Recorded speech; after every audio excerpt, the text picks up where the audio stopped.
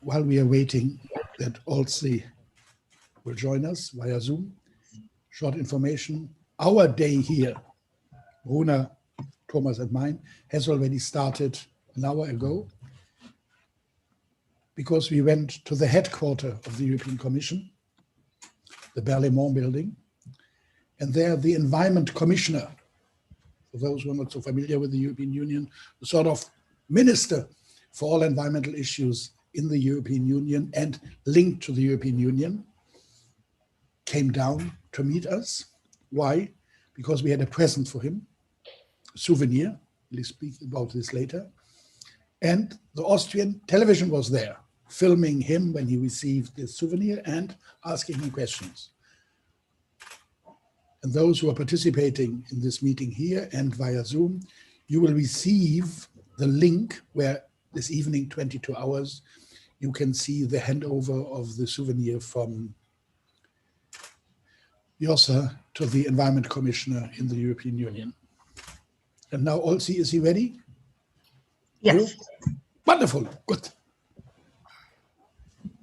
Okay, good morning, everybody. My name is Olsi Nika. I hope that the technical issues are okay, so you can hear me and see me. I will try to do a very short presentation, which is, honestly, it's very difficult for me after watching the short video in the beginning.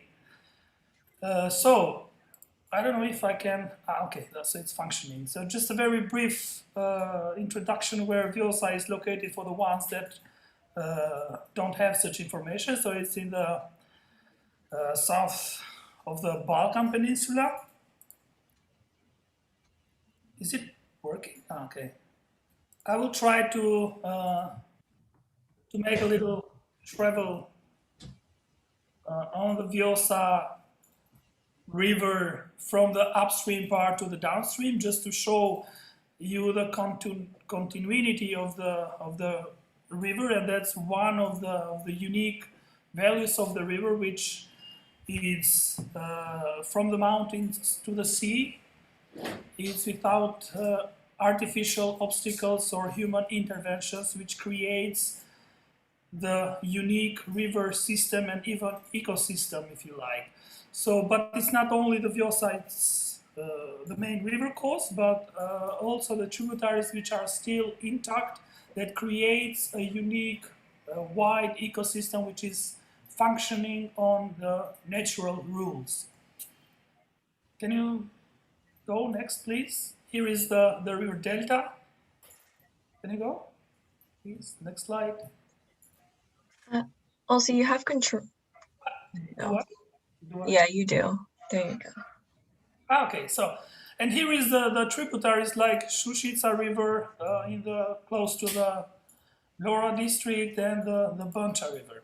So just to show that the river is still functioning. And in an assessment that within the frame of the Save the Blue Heart of Europe campaign we have conducted, you can show that all these blue lines are practically the rivers which are on the natural or near natural state. And this is also where the Vjosa stands.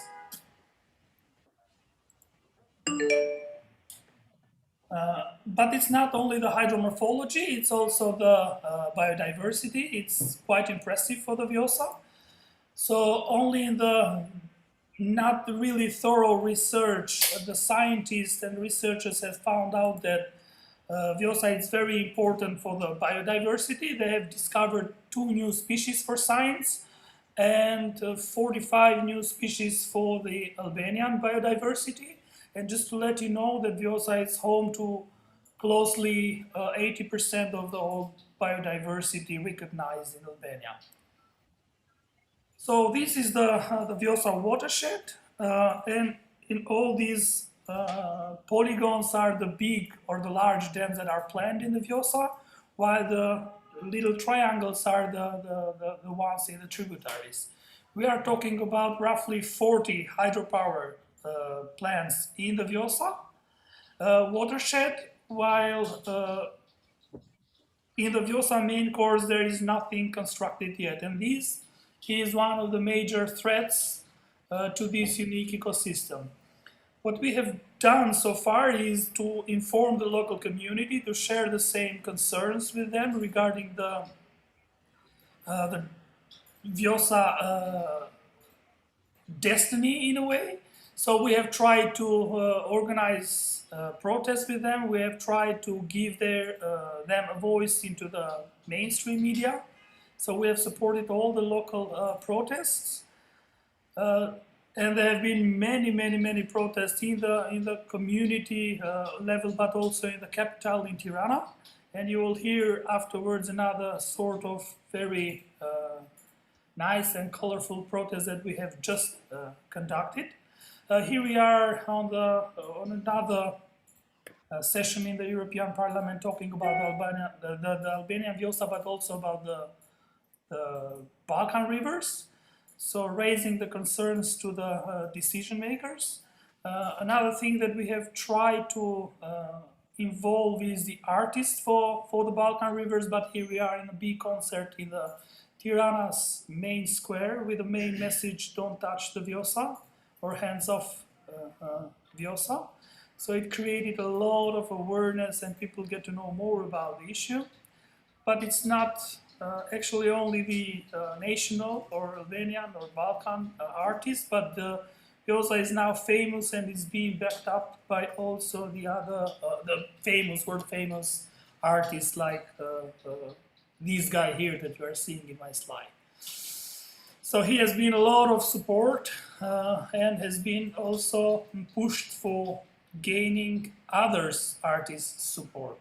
So another puzzle stone to the Vjosa campaign has been the scientists for Vjosa, which they have been engaged not only on purely scientific research and gathering the scientific data why the Vjosa should be protected, but they also have spoken out loud for the preservation of such natural heritage by signing petitions, sending open letters to the Albanian prime ministers, organizing press conferences like this one here, which is an unusual one because it has taken place in one of the islands of the Vjosa Valley on the middle section, and believe me that area it's not that easy to be reached with other means just by boats, to get into these islands, but they have made it. And here we are in another event, so in the inauguration day of the Vjosa Research Center, just to show to not only to the Albanian decision makers, but to the whole community in the world that Vjosa is of really scientific importance, and the scientists are decisive to work on it and to protect it. So in this picture you can see some of the renowned scientists that have been working in the Vjosa in the last years, and also the president of the Republic of Albania and the mayor of Tepelena, where this research center is located. So as a matter of fact, this inauguration day has somehow created a wave of public declaration of the politicians in Albania. So after the public support of the president of the Republic, it was almost immediate also the reaction of the prime minister, mentioning that they have a plan to abandon the dam plans on the Vjosa and to establish it as a national park. So here you can see a tweet of September from our Prime Minister, Mr. Edi Rama, that he is mentioning that Vjosa will be a national park on its entire length. But from September, actually, you have heard also in the video that the work towards this plan is not really going on the right direction. What else we have done? We have tried to raise awareness and also to involve the other international mechanisms regarding the Vjosa, like involved with the Berne Convention, Aarhus Convention, Energy Community, which, as a matter of fact, they have shown their support for keeping the Vjosa free of them, or at least they have stayed against the hydropower construction in a way. So what we have done after that, we have officially delivered to the Ministry of Tourism and Environment the proposal for the proclamation of the Vjosa as a national park, which would be Europe's first wild river national park, and which would include this area that you can see in the map, and also the internal zoning of this national park should be the core area, would be the main river and the river course of the tributaries. Then there is a floodplain area, which also would be under a regime of protection, and then the other area, which will be the buffer zone to be used for the traditional use. In parallel, or a little bit later, actually only last week, they have another proposal has been thrown into the table by the IUCN regarding the different scenarios for the protection of the Vjosa. So there are apparently different scenarios that they are proposing to the Albanian government for the protection of Vjosa, but what is important to be said is that the middle part, or the middle section of the Vjosa, must be protected under the National Park Category 2 regime. And this is the area which is also currently threatened by the hydropower construction. So, however, from the September, when our Prime Minister tweeted regarding the future of the Vjosa, his administrate actually has been working on proclaiming the Vjosa as a protected areas, but protected area which include, if you can see, I don't know if you look the cursor here, but if you can see, here is the Vjosa main course and partly one of the major tributaries, which is the Drinos. But apparently this is not going to be a national park, IUCN category 2, like we are proposing, and like IUCN is proposing, and like all the scientific community is proposing that, but they are proposing a category 4, which is a nature park. I will try to be very clear here for the audience that the nature park for the Vjosa doesn't mean anything, because a nature park, it does not guarantee the preservation of the natural values of the Vjosa, of the natural integrity, and of the ecological processes, which are the unique, and this is actually the uniqueness of the Vjosa. On the other hand, nature park, it doesn't mean anything also on the protection from the dam construction. We are already having 2 nature parks in Albania, and one of them is ironically a reservoir dam. So if you can proclaim the Vjosa as a nature park and put dams in its middle section, apparently it's actually nothing regarding the preservation of this natural European heritage. So this is where we have started, like putting the message, the Vjosa, no dams, because we have always believed that you can call it even an environmental or nature crime to put a dam in this spectacular river, exactly in this area, which, by the way, is threatened by one of the planned dams here. But we have never thought that the no dams option would be the antidote for the national park. No, not at all. We think that the Vjosa, and we are sure that the Vjosa deserve and must be protected as a national park because it is worth it, and it's the only appropriate category to ensure the preservation on long terms of this natural heritage. So from the Vjosa no dams, actually we are moving forward to the Vjosa National Park Now, which is another campaign that we have just launched, and we are seeking for all of your support. Thank you. Olsi, wow, wonderful. Wonderful. I think everyone who's in politics knows how difficult it is to bring forward an issue for the election. We will have the elections at the end of April. Congratulations that you have managed to make, for the very first time in the history of Albania, an environmental question, a biodiversity question, a key issue for the election. Congratulations. We will come to question and answers after Uli, you saw him in the film, will give a short description of the action which has been taken, which has happened in the European capitals. And then Thomas will speak about the role of the European Union, and Bruna about the role of national and international NGOs. It's a press conference, therefore all our contributions are very limited. In the European Parliament, the ordinary speaking time is 2 minutes. Five times more would be 10 minutes. Therefore, I give now Uli, who will be linked to us now via Zoom, the possibility to explain the actions which has been taken in Tirana, in Berlin, in Paris, and in Brussels, the international actions of solidarity with the Vjosa National Park Now. Please, Uli, it's your turn via Zoom. Yeah, hello everybody. I hope you can see and hear me.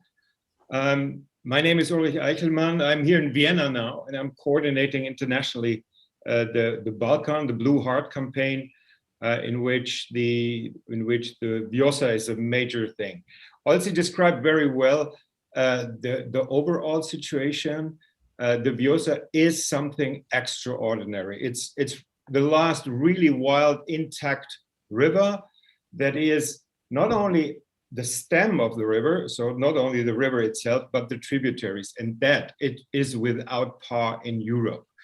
And we were asked in the last 10 years a lot, yeah, but couldn't we build one dam, or, you know, could we do something? No, the uniqueness is the integrity as a whole.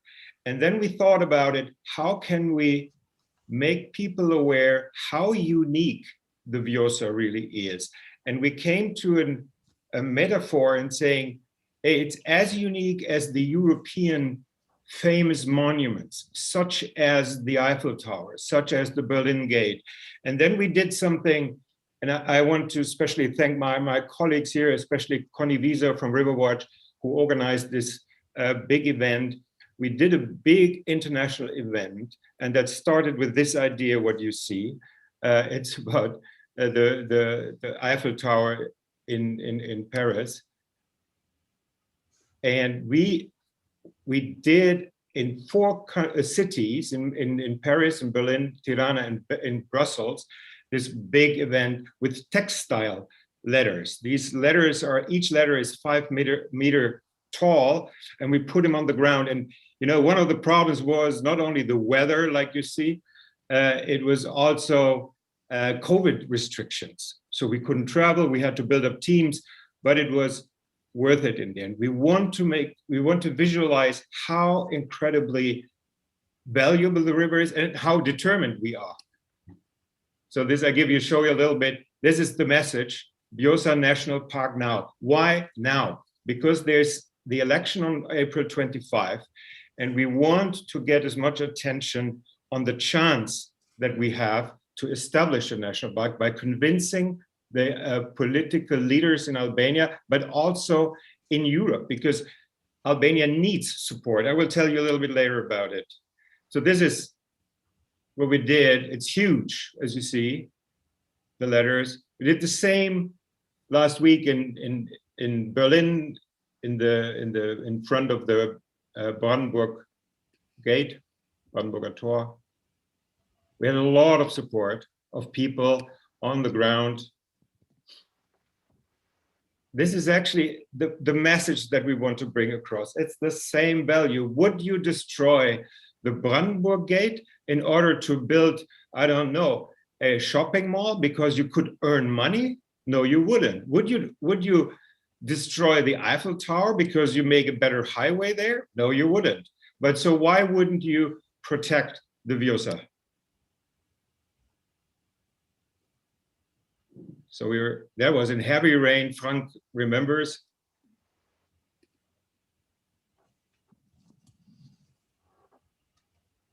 Last, not least, it happened in Albania. There was a bit better weather. very beautifully in front of the, this is the university in Tirana. And we were able to use drones.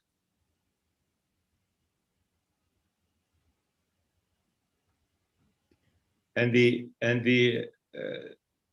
interesting thing in Tirana was that it created a lot of media attention because of the activity, but also because of the support of President Ilir Meta, who joined the event to show his support. By the way, I just want to mention here that today, the first Prime Minister from the Balkans has supported the Vjosa National Park Now initiative.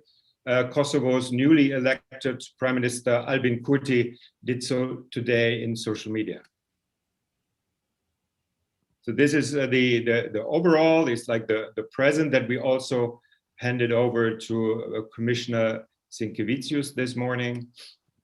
But I want to finally I want to end with this Vjosa Wild River National Park. What is so also describe the differences, what we want, the national park, and what the Albanian authorities are up to, the nature reserve, which is really nothing. In Germany, it would be like Naturpark.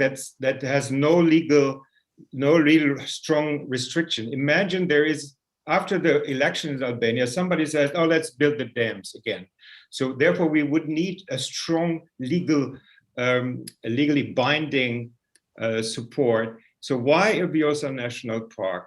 The first is that it is the best legal protection. As I said, if there's somebody coming who wants to build a dam, you need a legal background that makes it as hard as possible for the decision makers to build a dam or build something else in that area.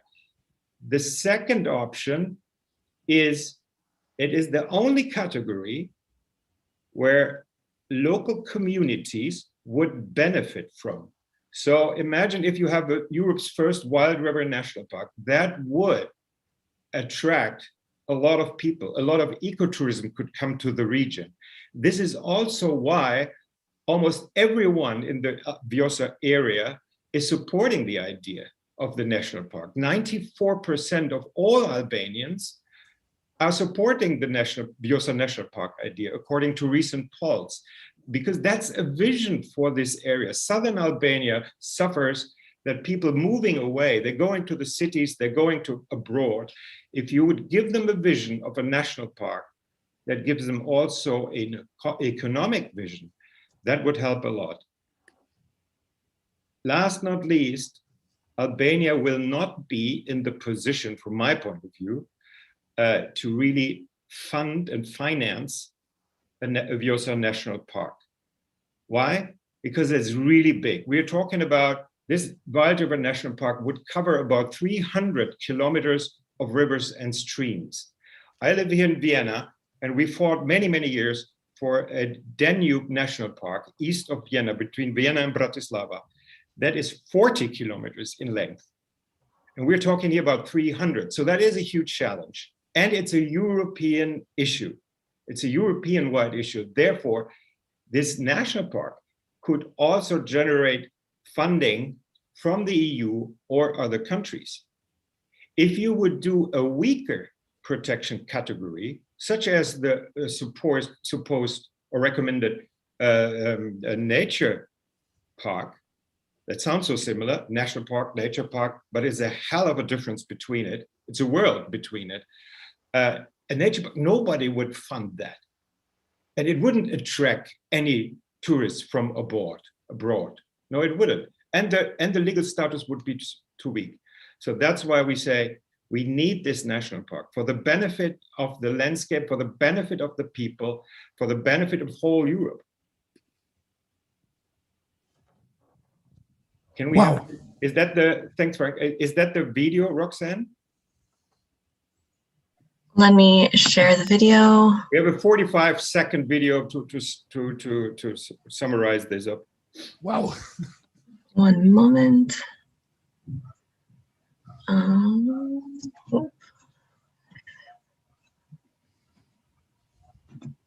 And If not, it will work on. there we go.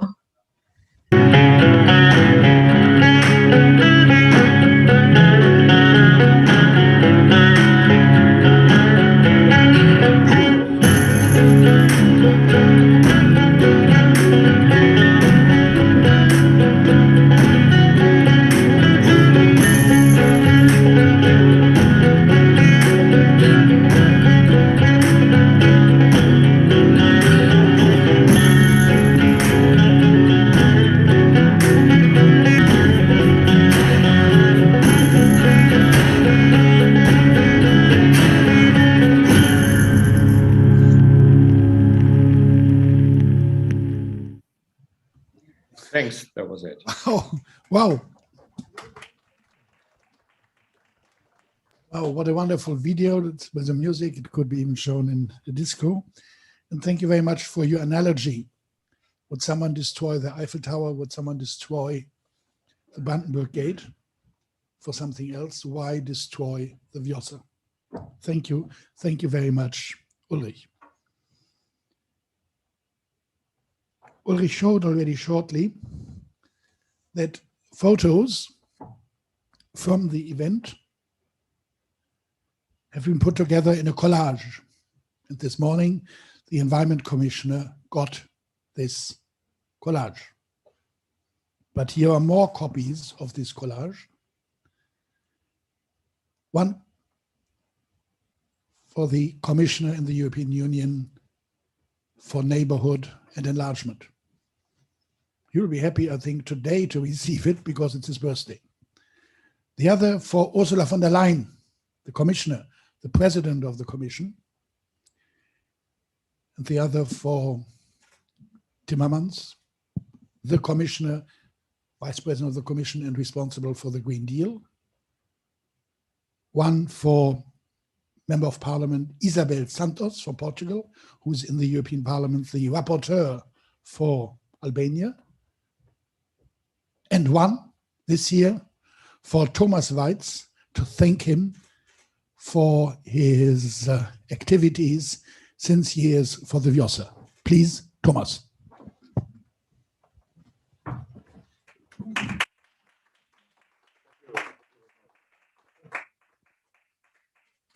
Wow.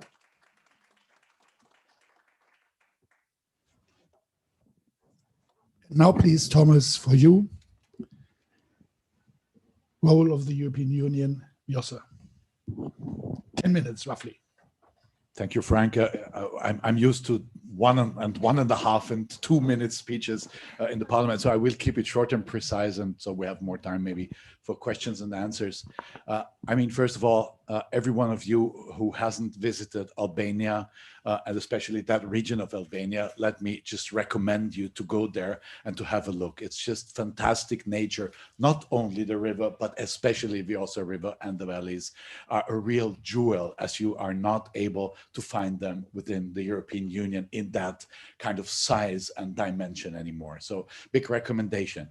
But as a lot was said about biodiversity in Vjosa, about the enormous nature capacity that has still and on the European side. Well, we were handing over this collage today to Commissioner Sinčevičius, and he was reacting in a very positive way. He gave a very clear statement stating that we also need to support accession countries in preserving biodiversity, because there we still have things like free-flowing rivers. And in the biodiversity strategy of the Union, we're aiming to free 25,000 kilometers of rivers for free-flowing streams also within the European Union. So why shouldn't we look first at the rivers that are not yet destructed and destroyed by constructions of hydropower in between?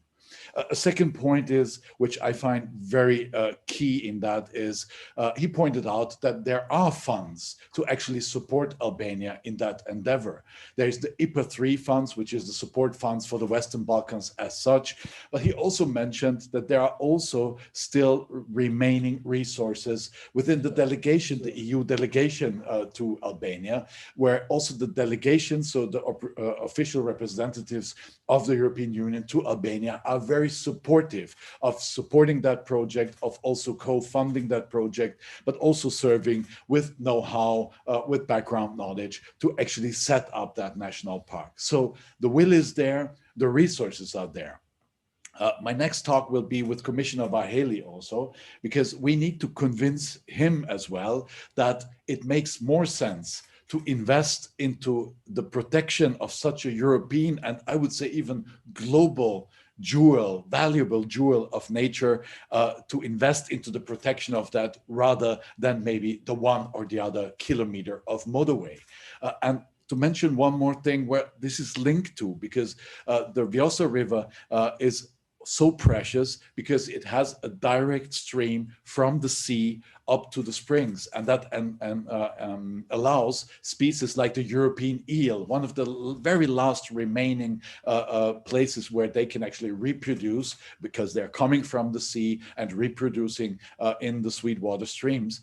But it's also linked to the question on the Vjosa airport plans, which are planned in the wetlands, which are next to the delta of Vjosa, which are part of that ecosystem. And there also we need to make sure that IPA 3 funds are used for establishing proper train lines, as an example, from Tirana to Vlore, to actually tackle the needs, or I would not even say there is a need, but to actually tackle the plans also to build a big airport within the wetlands in the area where the stream of Vjosa is reaching the Mediterranean Sea. And it's much cheaper also to keep remaining and still existing free streams than actually to reconstruct already destroyed streams within Europe. And as you know, Albania is an accession country. I personally regret very much that we didn't move on faster in starting concrete accession talks. But concretely, we managed to put it into the progress report. We managed to convince Commissioner Sinčevičius to actually also point it out to the Albanian government. I think this is very important. We need a commitment to the national park actually before the elections, so that there we have a binding legal decision that secures that for Albanian population, no matter whether the one bloc or the other bloc actually wins next elections. This is a common heritage of the Albanian citizens, a common heritage of the European community, and it's a global heritage that we need to protect. And we take this opportunity now, the World Water Day, we take this opportunity also of pointing out before the elections and raising a lot of political attention on the question to try our best to save that global and European, I hope in the future, first European wild river National Park. Thank you very much for all this activity, to Frank, to EuroNatur, to Uli Achelman. Many people are standing behind it, and especially local communities standing up for their rights. Thanks to all of them, we're here where we are today.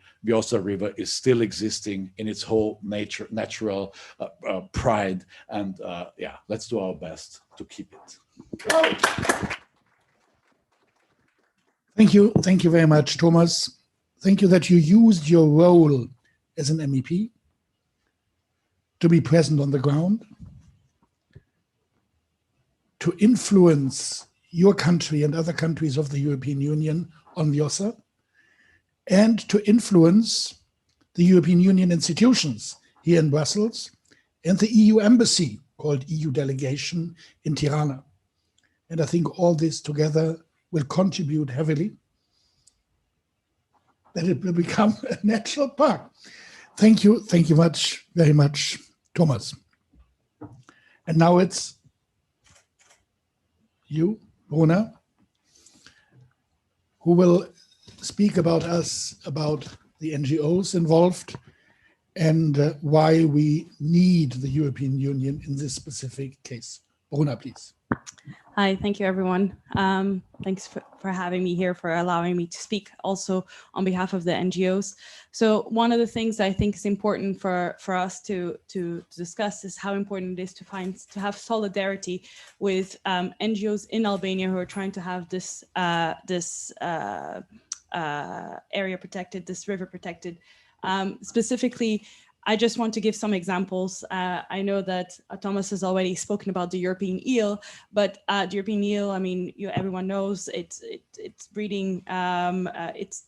It's breeding in the Atlantic Sea, and it's coming back to a lot of the rivers in Europe. So, and it has had a massive decline now, almost 90% decline since, I think, if I'm not mistaken, 2006, and it's a major issue, let's say ecological issue, because there is almost no place else, or I mean, there's other places, but there's very lack of places where it can actually move upstream, because most of it has been dammed with hydropower plants.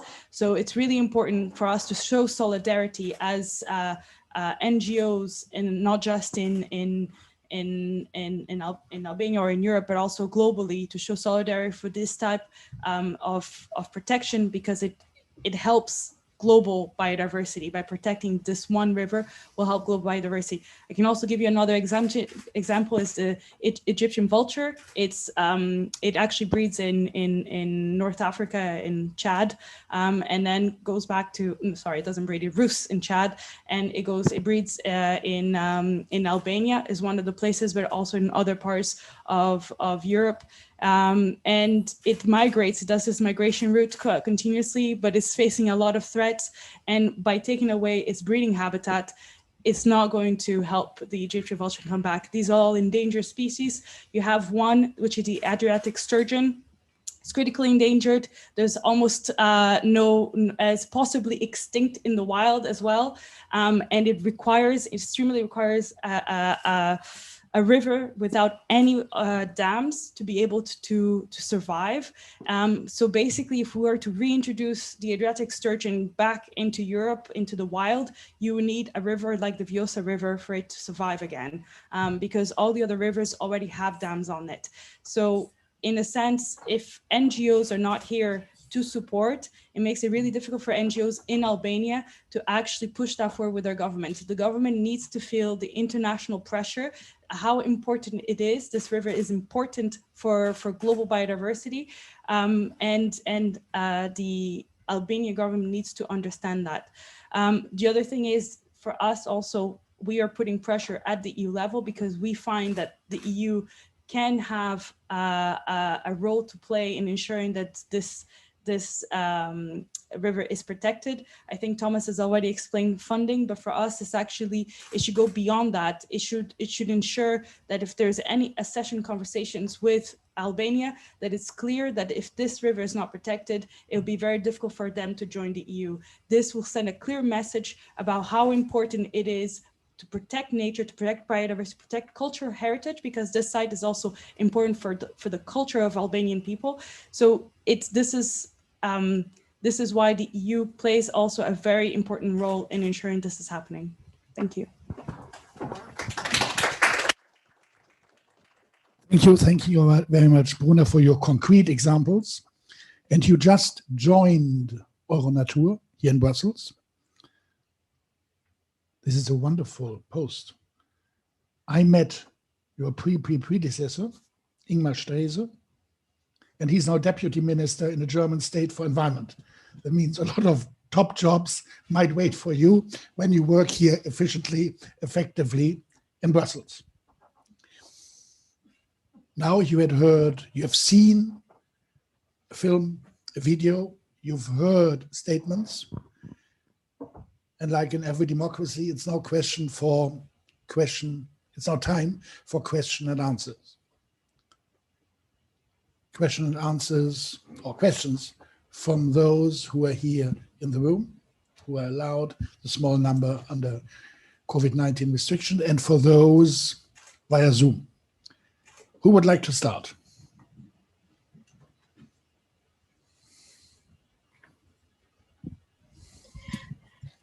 We do have one question. Okay, sure, but we have here a question from someone sitting here. If you will come here, please, to the pupitre to speak there. It's Shikrim Taki.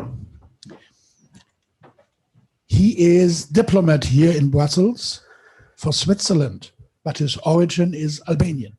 But without mask, then everyone can hear you better. Thank you for the introduction. I'm an assistant, actually, a member of the Green Party of Belgium. I've got a question. We heard Mr. Weitz saying that we should tackle the plants. Should we also tackle the banks? There are some banks who are financing this or planning to finance this. So we all agree that Albania should protect the river. It also ensures the protection of the species. So it's an EU regulation which it would respect. So why are some banks, European banks, not following these rules and investing in such kind of projects? Thank you.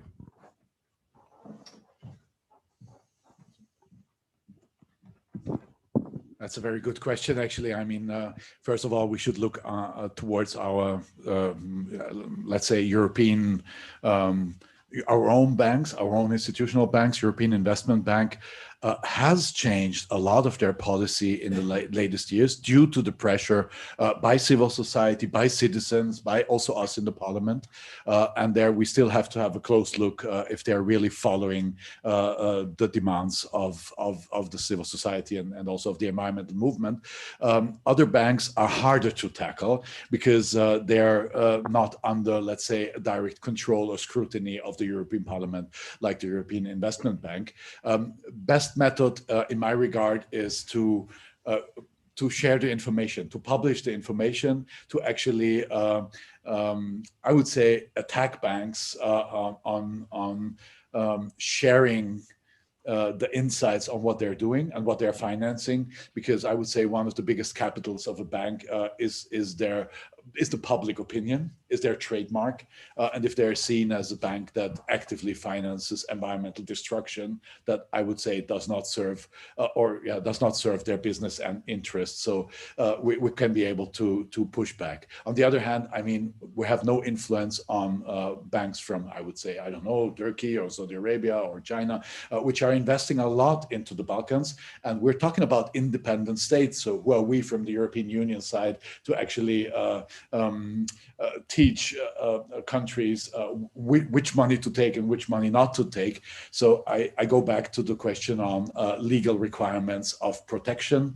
So if we manage to get a national park and if we manage to also support that from the European side, rather than teaching the country, but really offering concrete support, know-how, advice, but also financial support to get a national park and to have the legal framework that would actually prevent any banks and any companies to build dams there. So yes, name and shame the banks that invest into the wrong story, but also support the government of Albania and support civil society and local citizens there in their fight for a national park. I think that's the most effective way to secure that jewel.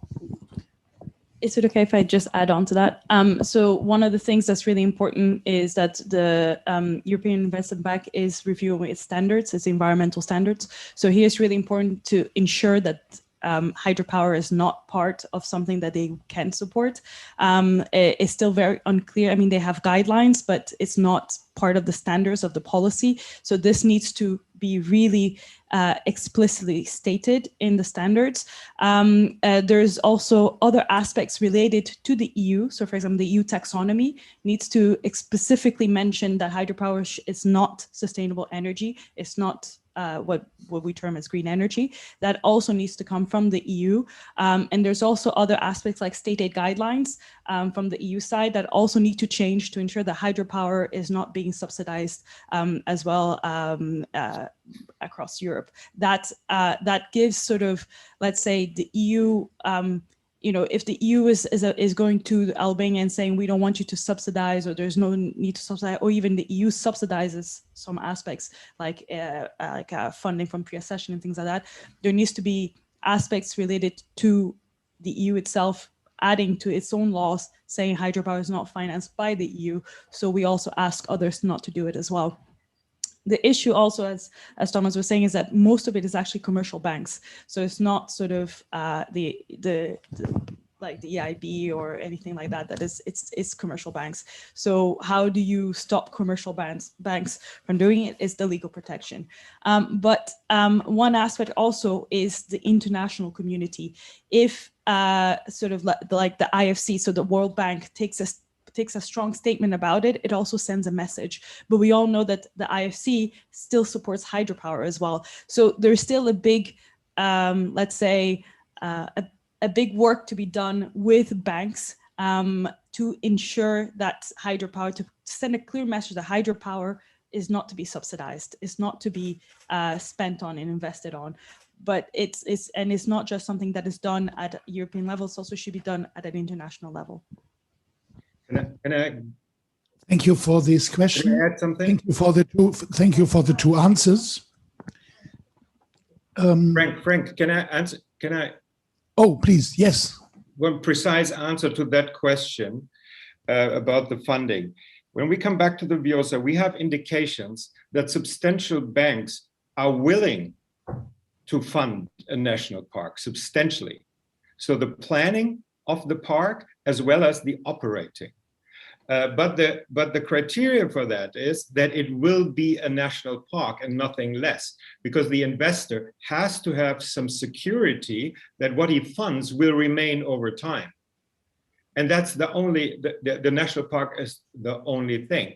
The planning of such a national park, just to give you an idea, would take about 2 years, just the simple planning. You have to involve stakeholders, you have to define the borders, all of that, and that requires funding as well.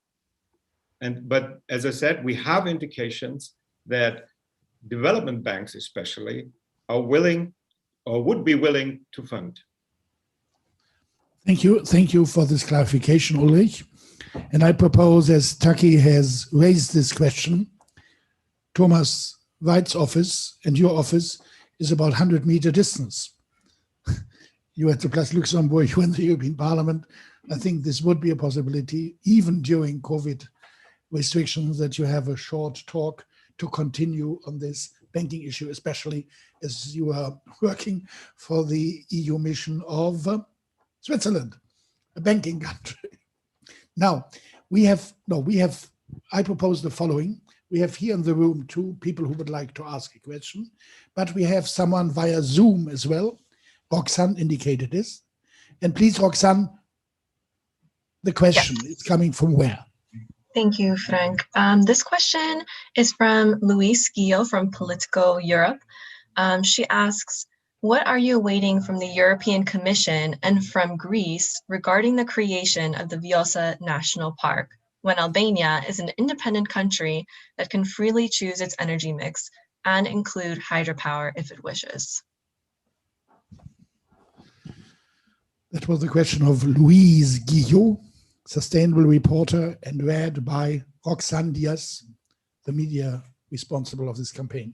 Who would like to answer? Thomas Weitz.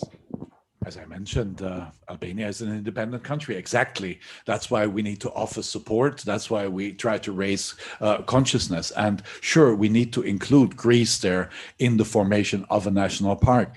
And I mean, we can have another press conference about the energy mix of different Balkan states. But today we're talking about specifically the Vjosa River system and about protecting exactly that system from any interruptions. And there it's not mainly a question of whether this or that energy mix is the appropriate one for a country, but how can we save this concrete river delta from any massive intrusion of big constructions. That may also be other constructions than hydropower. So that's very important to me. That's what it is about. And clearly, beyond the question of energy mix, a major construction of a dam within that river would destroy the uniqueness of the free streaming river from the sea up to the spring and all the way back. So it's about any construction, major construction within that river that builds a barrier. So that's what it is about. And I mean, calling on Albania, which is in a pre-accession state, I think is something we should do. Also to show where our efforts within the Union are to save biodiversity and to invite Albania to join us on that path and to offer support. Wow, very clear answer. Thank you. Bruna or Ulrich via Zoom, would you like something to add? Just to add that the request is also done to Greece, and Greece still also needs to designate the full river. In its part, it's a shorter part. It's only 80 kilometers in Greece. It's 190 kilometers in Albania. But there is some aspects already protected within the Greek part, but it's not fully encompassing. So we are also working to ensure that the Greek part is also designated as a protected area. But there's also regulations and there's directives, let's say, in the EU, and we're working through those directives to ensure that it has its protection. That said, the Greek government will not ensure the Aous River, in this case the Greek part, is actually free flowing if the Albanian part is not free flowing. So that 25-kilometer target that's there in the biodiversity strategy, we need the Albanian part to be free flowing for the Greek part to be free flowing, because it flows in from the Greek mountains into the Adriatic Sea in the Albanian coast. Thank you, Bruna. Ulrich, do you want to add something via Zoom? Yeah, very briefly, we would await three things from the European level. The one is during the accession process, clear statements towards the Albanian political leaders. Second is funding support, as I stated, or others as well. It is no chance that Albania could fund that. No other country would fund that on their own, so they need substantial financial support. Third is know-how support. This is completely unique. It would be the first Wild River National Park in Europe. So we're on a blank page actually. So we need international European expert support to plan and to establish such a park. Thank you, Ulrich. And now the next question is here from the Press Club in Brussels. Please, Halima. Est-ce que tu veux parler en français? Oui, français ou anglais? Non, je fais en anglais. Wow. English, it's okay. Hello, everybody. My name is Bouzayan Halima. I'm from Arab Belgium, but I write also for many Arabic media. My question today is, like we have here about this matter since 25 September last year, the Prime Minister for Albania have confirmed that also the President, they are agree to support this, let's say, is it now a conflict politic? Because even the President, he is agree that he want to establish this natural park, and he's against the destruction. The question people, especially Arab people now, why in this moment actually? Why in this period? Because before of the election in Albania, why he didn't, the president himself, when he was the prime minister for the government of Sali Berisha, why he didn't defend the Falibonia? It has been a distraction. Why he do it now for Vjosa and he did it for Valbonia? It's completely a political matter of is for the nature or environment matter. Exactly. Thank you so much. Hope that it was clear. Otherwise, I say it in French. It's okay. Who would like to answer? Thomas or Bruna? Bruna. So I mean, you are right in saying this could be potentially a whole political stunt that he's making just before elections to get the votes, and we fully see that, and this is why it's important to continue the pressure after the elections to ensure that it is protected, that it's not just empty statements that are made before elections, but it's actually followed through, and that whoever gets elected follows through sort of the designation of the river. So we're fully aware of that, and that's why for us it's let's say we take commitments. I wouldn't say we take commands with a pinch of salt, but we have to be careful. It's about getting something in law legally, and not about sort of doing just before elections. Yes, exactly. Thomas, something to add? Yes, as a politician, I can tell you, you may win elections with promises, but for citizens, only results matter. And so that's why we need to keep pushing. And also, there's a huge economical pressure also towards building dams. I mean, it's a lot of concrete in there, which means a lot of income opportunities for big companies. So we have to see that. And I think to the Albanian political elite, it becomes more and more obvious that the economical interest of preserving the nature jewels that they have could be even higher than selling out the river to the one or the other hydropower company. And I think there is a change in also perception, which is also due to the coming closer to the European Union, our values, but also our economical approach, which includes also the economical perspectives of such a wild river national park. Okay, before we are now coming to the question via Zoom and then to a question here from the room, I have a written question from journalist Mine Yildiz, who intended to come, but she canceled last moment. She's writing for Birgün. I think her question would fit now wonderfully. I quote, I have heard rumors that Turkish companies and the Turkish government are very much interested in supporting the dams, a project to build dams in Albania. Do you have any information on this?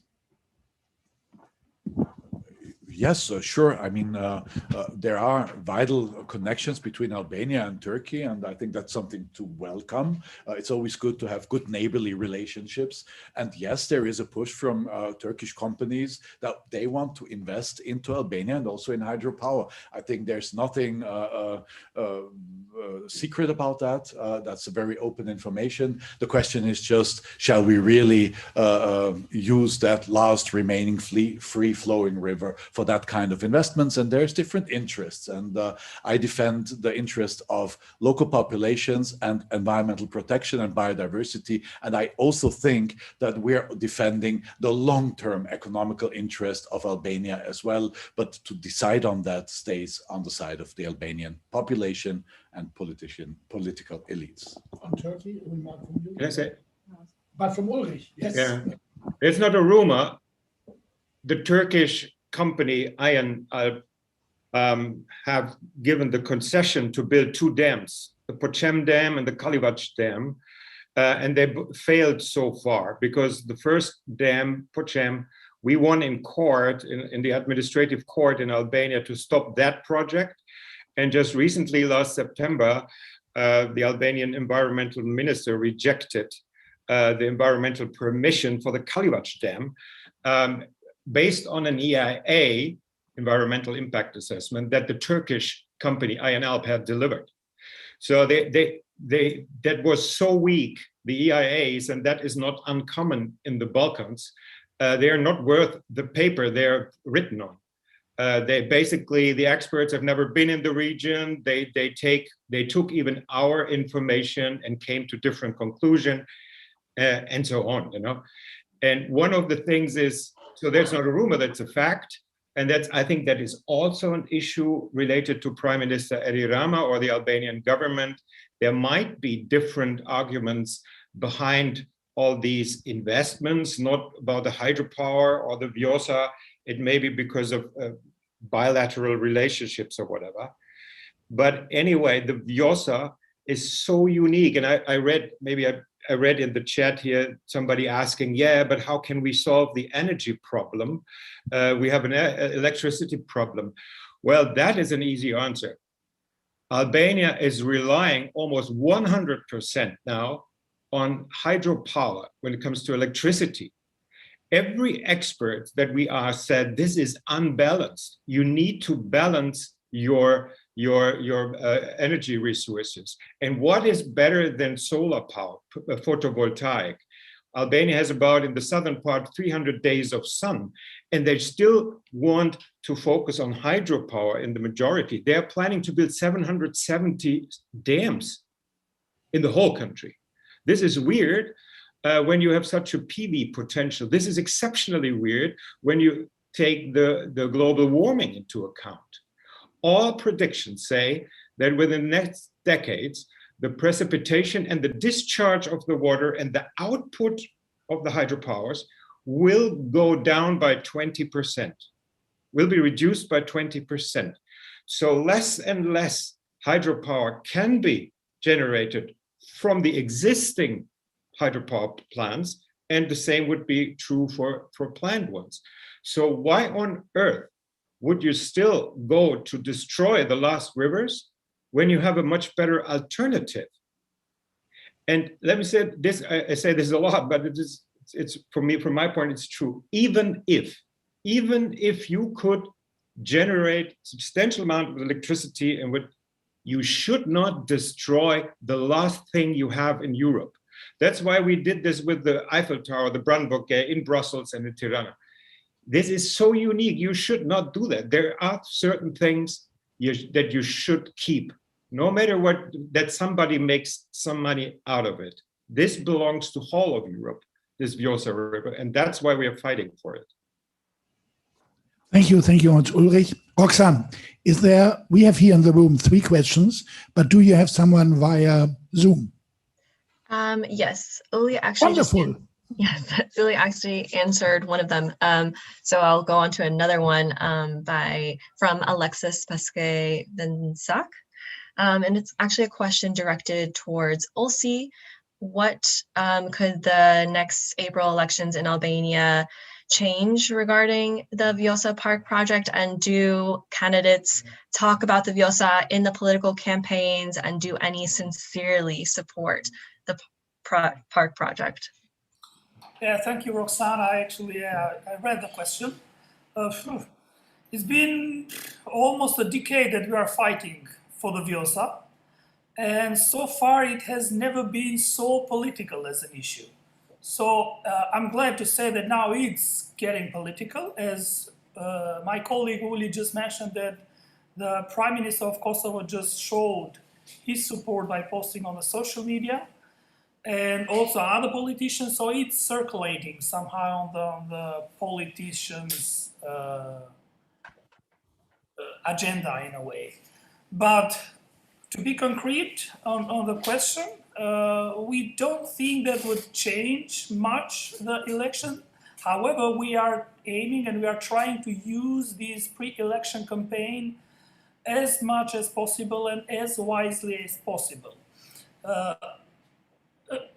We have not yet gained all the other parties' commitment regarding the Vjosa, so we are still lacking the leading opposition party, so they haven't said anything up to now regarding the Vjosa, but we are still waiting for their involvement.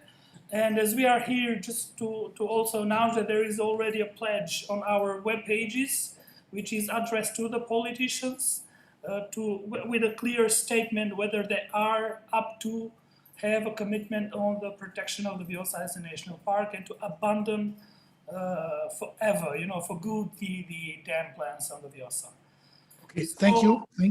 About sincerity on the politicians, unfortunately, it's something like a forbidden word to talk about the sincerity, Okay, thank you very much, Olsi. The next question is from Jan Christiansen, please.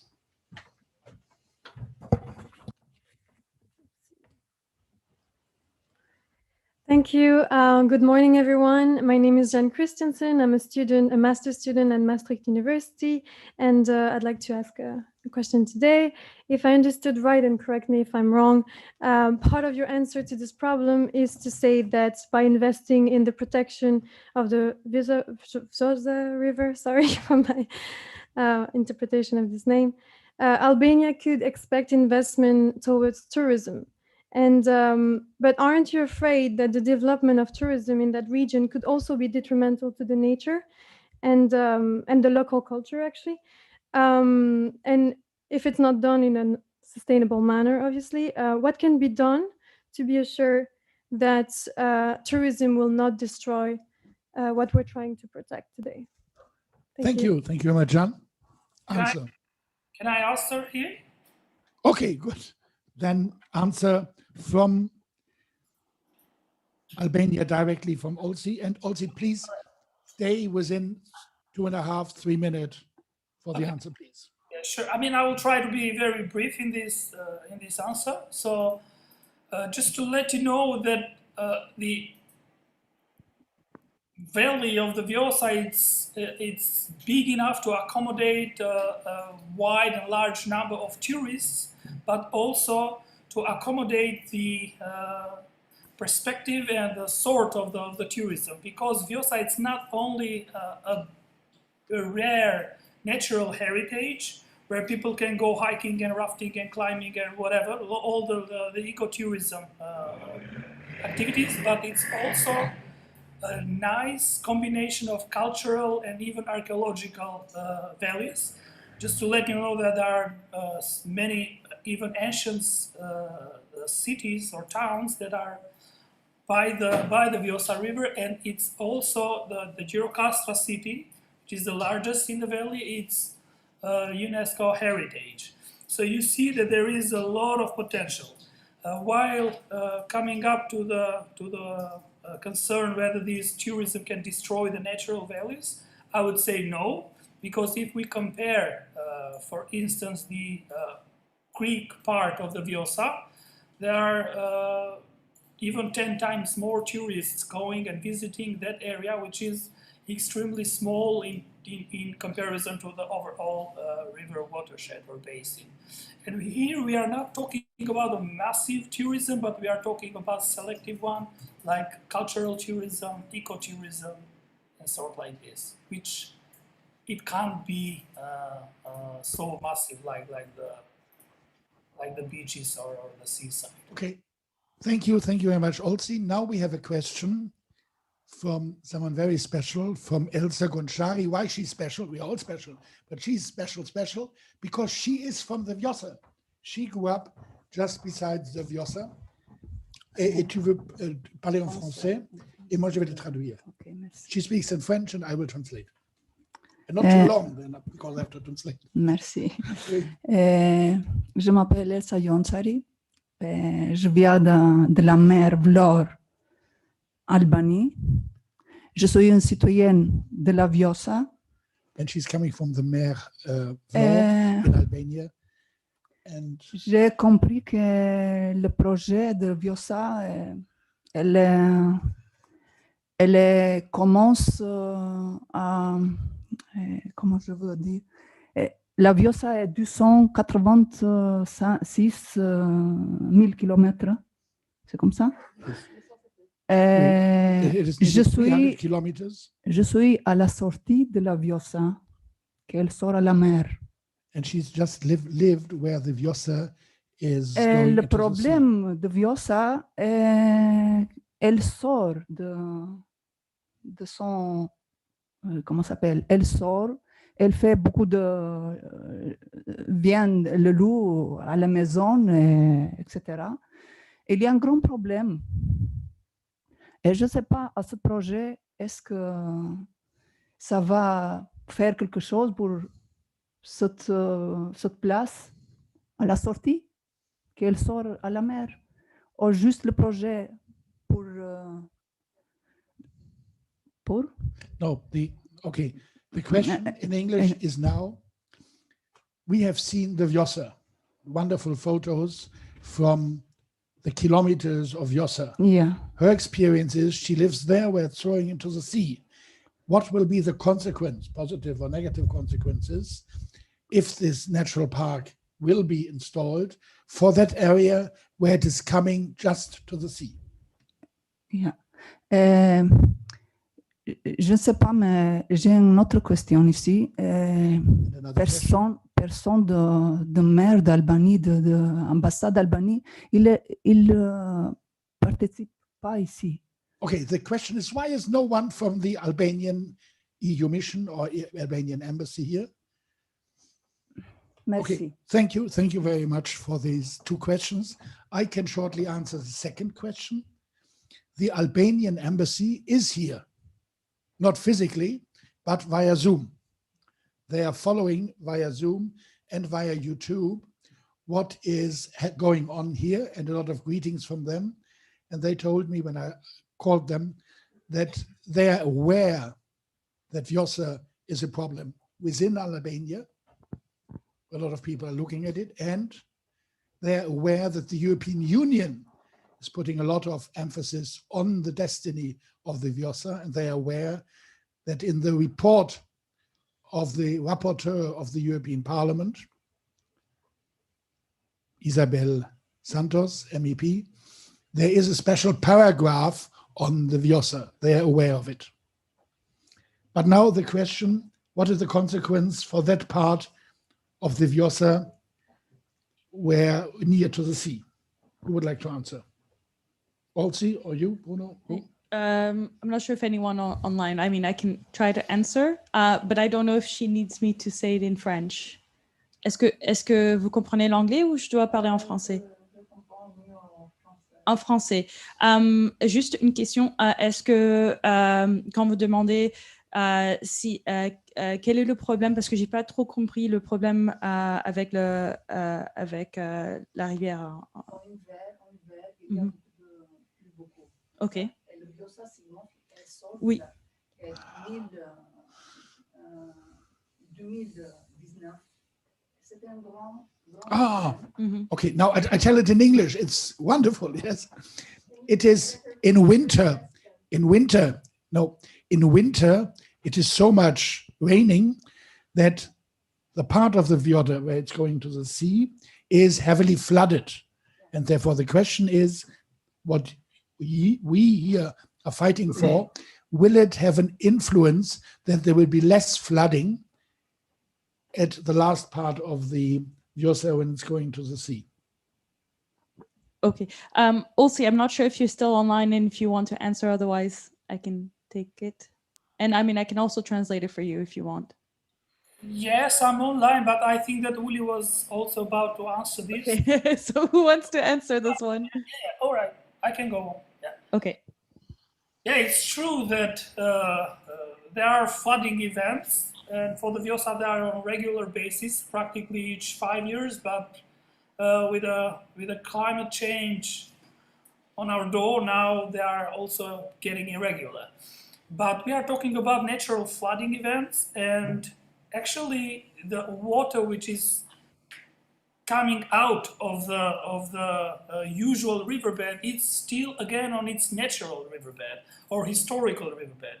So these are not, it's just a matter of bad planification, bad planning of the urban planning on the areas that have been allowed people to build and to construct their houses and their their life on the active riverbed, on the active floodplain. That's the thing, you know. So if the question that how the proclamation of the national park would solve this problem, I wouldn't say that proclaiming the national park would solve this problem. The problem is that people must must get away from the active riverbed, whether it will be a national park or not. But as far as it will be proclaimed as a national park, there are foreseen some major interventions also along the river. And one of the major one is the reforestation of the areas, especially of the steep slopes on the upper part. And this will definitely prevent the flood. But we are talking here about the floods, not of the water which on the regular basis coming on its active historical riverbed, just to be clear. I don't know if Thank you for this clarification. Is there another question, Roxanne, which is coming via Zoom? Yes, but Uli, did you still want to do one little chime in on that question, or? Yes, I propose you with a question, and then Eliana Ziakou from here. Okay, all right, we will move on to the next question. All right, so we have a question from Kalazdi Soriti. Tiri, the research associate from the Karlsruhe Institute of Technology. They ask, there are studies from Boku in Vienna about the threat of incoming sediment for a catchment like Vjosa. Would it also be important to point out the reduced lifetime of such a project, thus the limited financial profit for the Albanian government? In my opinion, such a concession is a lose-lose situation, except for the initial operator. Yeah, I can quickly answer that. So what he or she is referring to is a study that was done by the University of Natural Science in Vienna, and they calculated the sediments that are being transported from the Vjosa downstream to the sea. And if you will build a dam, what would the cause of that be? Because the dam stops not only the fish migration, but it stops also the sediment migration from the upper part to the sea. And they concluded that the reservoir lake will fill up so quickly that after 40 years, you wouldn't generate any electricity or no substantial amount of electricity anymore. In general, you would lose 2% of electricity generation per year. And this is because of all the sediments are filling up the reservoir. You have less water in the reservoir every year. Another thing that they didn't calculate, but we're about to calculate now, is the potential evaporation from the reservoirs. So imagine that you have suddenly in this hot environment, these big bodies of lake. There is a huge amount of water per second will go up in the air. It's more than, it's a few cubic meters per second. And seeing that, especially in the heat that we are facing, this would be a drama in the end. So the Boko studies were very, very helpful in this regard. It provided us with information. Also, another study said if one single dam would be built, and the eel was mentioned before by Bruna, about 800 kilometers of rivers and streams would be blocked from the sea. So no species can move upstream from that reservoir. The eels wouldn't be able to go to Greece anymore, and other fish as well. So this has all been done and can be downloaded, or you can read it on balkanrivers.net. Thank you for this clarification. And now the question from here, from Brussels, from Elena Sirku.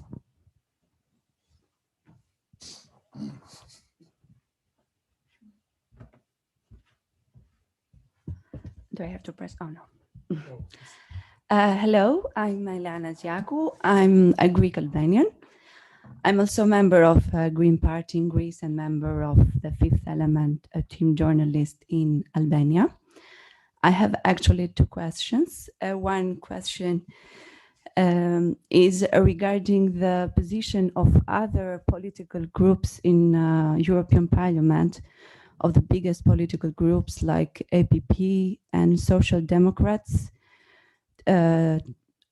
because Rama is a prime minister of the Socialist Party in Albania that normally is affiliated with the Social Democrats group in Brussels. How together with Greens and other also like progressive groups, left or right, like ALDE or GUE, are all together campaigning about the protecting and Vjosa and how it will affect it, this protection. And another question is, 2 years ago was organizing in Parliament a big event about Valbona. And after COVID period, of course, the Green Group, because this was organized by GUE, is attending to do something similar with Vjosa. And the other question is regarding the local people in toward Vjosa in Albania, how much they are convinced about the necessity of protecting Vjosa, because also the hydropowers companies are offering them jobs.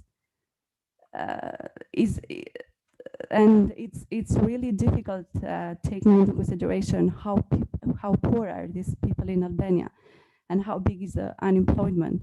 How easy is this? Thank you. Thank you for these two questions. I think the first question, Thomas would be the right person to answer. Well, several questions. First of all, it's not a competition who did more events in the European Parliament, but we also did on the Blue Heart of Europe, actually inviting citizens from Vjosa River that witnessed, that gave their direct impact into the European Parliament. We had the Commission there with Della Rosa, who is a high-ranking official by DG Envy. So it's great that there are several political groups seeing the need to fight for nature protection, and we're joining efforts there. On the concrete question on the report now, we're through with the draft. We're not through with the last votes, but well, it was our initiative to put Vjosa in. It was basically an initiative based also on civil society initiatives, so that's how we cooperate. But there was no resistance from any political group, so also not from EPP, but also not from S&D. The approach to include the call for Vjosa Wild River National Park was supported by all groups, so we are in a joint effort there. Maybe a last word on the local communities. Well, this is the first questions I'm also asking. What about the local communities? And you've seen the protests, and you've seen their engagement in trying to block the construction of hydropower dams, because in fact, it's the local community that would pay the highest price. It's the farming community that would lose a lot of land along the river. It is also the small family-driven small touristic businesses, which are now offering real jobs to the local population and real income for the local population. And well, I mean, you can offer a job to build the dam, but to run a dam, you don't need local people. It's perfect. It's actually extracting the local resources for foreign companies mostly, or even if it's Albanian companies, it's not serving the needs of local population. A national park would serve exactly the needs of local population with as I described. So I think it's very much on the side also of the needs of citizens of Albania. I'm very convinced to, and I've personally visited the area and personally witnessed the commitment of local populations to their river. Okay, Bruna, to ahead. Yeah. Sorry, excuse me. If I understood well, the lady, the madam that is behind me, that comes from this part of Vjosa that is really affected by the natural floods, and she substantially she does not so much care about transforming the Vjosa National Park as from the floods. So normally she's in favor of the dam because they protect from. Okay. So okay, please. In this room, it's. Elena. Yeah. Oh, It wasn't recorded because you hadn't spoken into a microphone. Elena said the lady who asked the question in French is from the part of the Vjosa where it is flooding because of the snow melting in spring.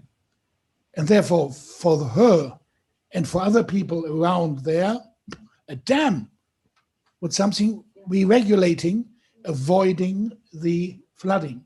Therefore, even here in the group, in the room, there are people who not only see the negative effects of a dam. And I had to repeat it because you were not speaking in the mic. No, it's okay, good, yeah. Maybe Bruna, if I can, please. if I can answer, because I think maybe potentially because we weren't able to answer in French, but I can have a conversation in French if she wants afterwards. Yes. It makes it easier. But just to go back to that, there is a real need to tackle the issue of sort of the flooding of the river, the natural flooding, and the current bad planning that has been done. I think also was very clear that urban planning is one of the issues that also needs to be tackled when you're dealing with keeping a wild river wild, and this needs to be dealt with. It's not something that you just declare a national park and that's it, job is done. It's about sort of ensuring also that the local community can be part of that protection, which means that you have to go back and look at sort of the urban planning and try to figure out a way to work with the local community so that they also are not suffering from the designation of a national park. Also, just to go back on the jobs, because I think there's a lot of work that has been done to explain how many jobs are created when you designate a site, because a lot of people believe that it's just sort of, you just designate a site and nothing else is done. I mean, a lot of work is done by local people who are hired to be managers in a sense, or to enforce. I mean, in this case, it'll be a lot of enforcement of the protected area, but also a research scientists. You know, there's a lot of, let's say, jobs created in different types of jobs. You know, it's not just a construction job that you get from hydropower at the stage of building, but it's actually a lot of jobs that are created throughout the process of management, which goes from, you know, if you want to be a biologist and study in the nature reserve, but you want to be sort of eco-tourist guide, you can also do that type of job. If you want to help enforcing rules and help patrol the area, that's another type of job. So just many different types of jobs for when you have a protected area. And I think that's often missed out, but there's actually really good studies, especially relating to Natura 2000. There's a lot of ongoing studies of how the EU's Natura 2000 today and what type of jobs provided. So it could also be used as a good example. Thank you, Bruna. I think Ulrich wants to add something. There is a complete misunderstanding and misinformation. The projected hydropower plants, Collage and Ponchem, would have zero effect on the flood protection downstream, zero, because they are not built to have a big additional storage capacity when the flood comes. When you have the floods, maybe mostly in January, February, that period, and they're really severe, there's zero impact of these dams. I know that the political leaders communicate that differently, but there is all the science would prove that there is no effect. So these dams wouldn't help you solve the problem downstream. The only thing is that what also said, it's urban planning plus reforestation that takes the time. But please don't trust that misinformation. The other thing about the employees, I do believe that it's hard to imagine what a real national park is, because you have national parks in Albania that only exist on paper and are not real national parks. A national park that we are foreseeing for the Vjosa is a real one that would have at least, I think, 2 visitor centers along its course in Albania. It would need, you need to develop trails, you need rangers, you need to develop capacities and educational programs. So imagine school kids or students come to the area, they're being guided by people that know the area, can explain the circumstances, how everything is related and connected. So there is a lot of employees that are waiting within a national park. Also, I do believe that the problem of garbage, which is really big, and waste is really big in the area, can be managed much more and quicker if you have a national park, because then the pressure is so high for the local government or the federal government to solve that problem, because when tourists come and see the plastic everywhere, that's not nice. That's not nice to see. Also, the reforestation will be more realistic within the frame of a national park. Thank you much, Ulrich. We are now coming to the end. Especially thank you, Ulrich, because you were supposed to sit here and lead this press conference, but because of COVID-19 restrictions, you can't be here. Thank you as well, Olsi from Albania. Thank you, Roxanne Diaz, the media person. Thank you here, Leo Chevalier from the press club, and Laurent Brière, the director. Thank you, Inge Shen, the media person from Thomas Weitz, and thank you very much, Alexander Louvet. You might have heard of him when he was a manager of the Sex Pistols. He is now the photographer for this event and the photographer for putting down the letters in front of the commission. And don't forget these letters, these were 72 kilometers, no, 72 kilogram for 25 letters. And when we transported it away, totally wet, it was more than 100 kilogram. Thank you very much here for Bruna, Thank you for Thomas. And thank you for those who looked on Zoom. And thank you for those who came here to the press club with masks and respecting social distance and respecting that only a small number is allowed to be here in this room. Thank you very much. And I think we are all joined together by our wish to have a sustainable solution in Albania, and that the elections will guide us to a more dedicated position in the country as well, in the government. Thank you very much that you all were here. And those who are here now in Brussels in the press club, please continue speaking, especially here Bruna, with Gacha and others, to see how we can link those who are not yet personally linked to fight for the Vjosa. Thank you very much. Thank you. Thank you, and all the best. Thank you. Ciao.